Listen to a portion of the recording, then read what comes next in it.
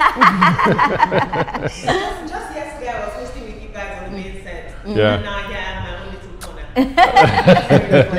Good morning, Olamide. I hear you have a lot of gist. I do. Bring it on. Good morning again, Nigeria. I always say that TVC has got a finger on the pulse and our eyes constantly on the streets, and we do our best to bring you trending stories from across the globe and Nigeria in order to have some decent, interesting, and hopefully productive dialogue about said stories. In our first story, in celebration of 2025's Children's Day, the Speaker of the House of Representatives, Tajuddin Abbas, stepped aside yesterday, handing over his seat to a secondary school student who took the role of shadow speaker during a symbolic plenary session. Now, this isn't the first time that the Speaker Abbas has honored young Nigerians this way. Back in October 2024, on the International Day of the Girl Child, he passed the gavel to 16-year-old gender advocate Isabel Anani. But this time, the spotlight was on a young man named Lawal Saliu, a student from Government Secondary School Kuje, who presided over a brief 15-minute session. Take a look at the shadow speaker of the day. Today's plenary, and I thank the Right Honorable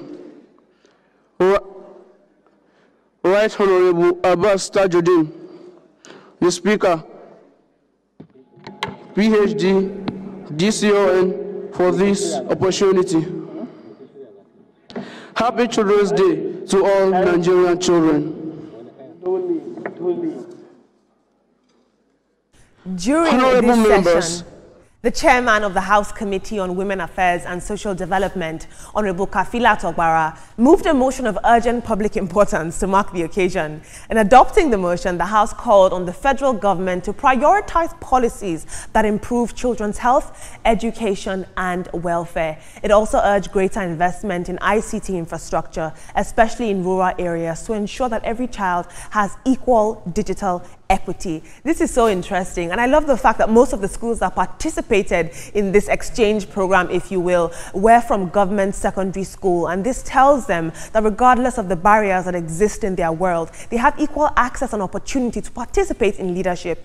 Just a few weeks ago, Senator Ireti Kingibe, she was trending because she said that Nigerian youth don't politically participate. Well, this is how you engage Nigerian youth. This is how you get them to participate politically. I hope you're taking notes, ma. Let's take a look at social media. Ad Henry says, this is a good move by the House of Representatives. He will never forget this day in his lifetime. The little fellow was shaking. Ad Omotayo Solomon says, see as they read like toddler. If Naira Marley song now you won't sing, you know go make mistake. I can't deal with you guys. In our next story, former Abia State Governor and the Senator representing Abia North, Orji Uzor Kalu, is trending for his outfit to Tuesday's Senate plenary. Kalu showed up wearing a boldly branded attire that read, Tinubu for President 2025. Now, speaking to journalists afterward, he made it clear that this wasn't a fashion statement. It was what he called an open endorsement of President Bola Tinubu's second-term bid. He also said that the Southeast APC caucus had already thrown its weight behind Tinubu long before other groups began to do this. If you're my friend and you're not supporting me the way Orji Uzor Kalu is supporting the president, I don't want that friendship. This is support at its peak. I mean, he's literally walking around branded with Tinubu 2027. This is very, very interesting. In our next story, Maman Nasser Ali, the son of former PDP national chairman Ahmadu Ali, has been sentenced to 14 years in prison alongside fellow oil marketer Christian Taylor for defrauding the Nigerian federal government of 2.2 billion naira under the petroleum subsidy scheme. The Lagos State Special Offences Court in Ikeja delivered this judgment after the two were found guilty on a 57-count amended charge filed by the EFCC. Their company, called Nasserman Oil Services Limited, was also named in this case. Ali and Taylor were rearraigned in March 2025 following the emergence of new evidence being brought against them. The case is being closely watched, not just for the financial implications of the country, but the political connections that are tied to Ali. Let's take a look at social media. He says, another win for EFCC and Nigeria. Please ensure that he does his jail term. That is a valid concern. And James Abraham says, Nigerians are waiting to see how many years those losing federal and state coffers will get. Team, this is we just spoke on the main set right now during the newspaper review about the internal crises that the PDP is facing. To add to this, the former national PDP chairman is now, his son is now allegedly, he defrauded the federal government of 2.2 billion. What do we make of this? Where do we begin?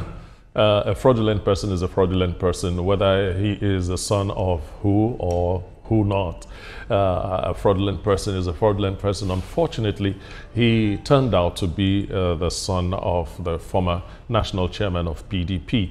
I want to say kudos to EFCC and our judiciary for doing the right thing. In this case, 14 years, he will go there and cool off. You know, cool off for 14 years. Orji Uzor Kalu is doing what any politician would do, you know, supporting the person he believes is going to win the next election. He is a political heavyweight in his state and in Nigeria, and that endorsement carries weight for plenary by that young chap.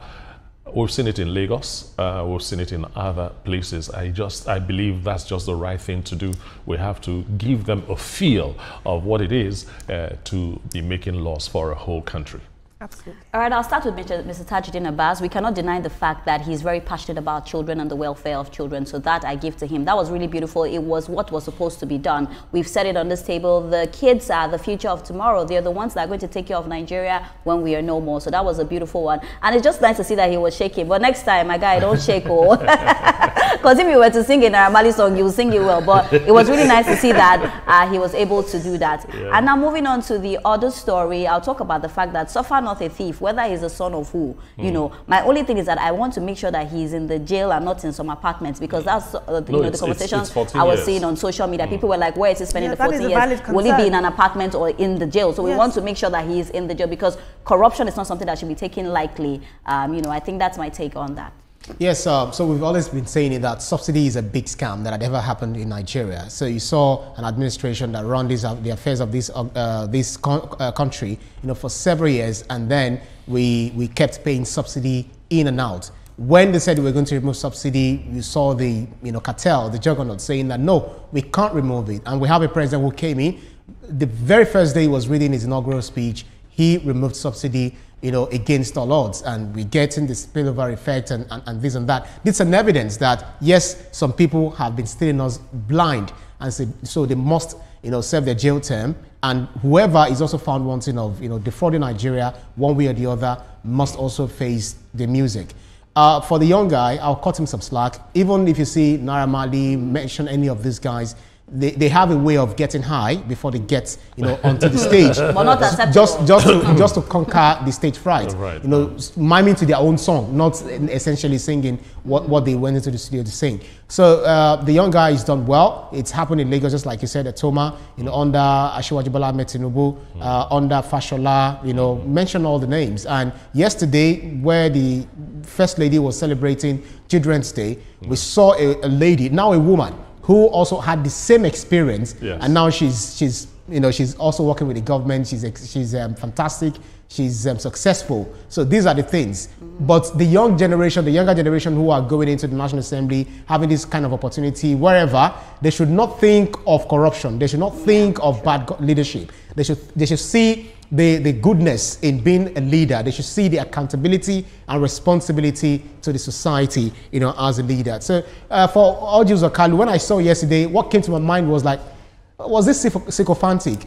And the moment I said that in my mind, no, I think I said it out, he just responded, you know, on TV, because he was granting an interview. He said, no, it is not out of, it wasn't born out of sycophancy. Yeah. It's just me doing my thing. He has the right to support whoever is a juggernaut, is a political heavyweight. So whoever wants to support the president or support whoever, it's within their own right. Well, Olamide, I'll tell you something. If I ever want to contest for anything and you don't wear my shirt, there'll be a problem. In fact, after this, each of you are getting 3 yards.